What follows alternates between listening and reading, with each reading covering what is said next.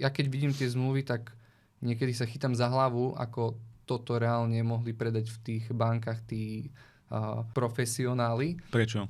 Nepoisťujú nehnuteľnosti na 100% hodnoty, častokrát iba na tú hypotéku, len na tú výšku tej hypotéky. A to je zle. OK, a prečo? Veď oni keď, poviem príklad, aj zhorí nehnuteľnosť, tak banka je to jedno, že či máš vyplatenú na 100%, keď vrátia jej tie peniaze, ktoré im dlžíš. A to je presne ten dôvod. V banke to je jedno. Aha. Ale tebe by to nemalo byť jedno, lebo to je tvoj častokrát jediný majetok. Ak si investor do nehnuteľnosti, tak jediné aktívum nejaké, do ktorého si zainvestoval.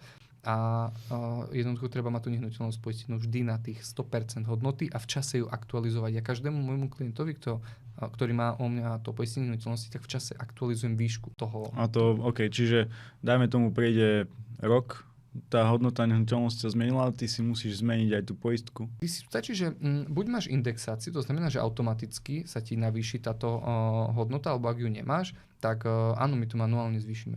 Sa ti navýši automaticky podľa čoho?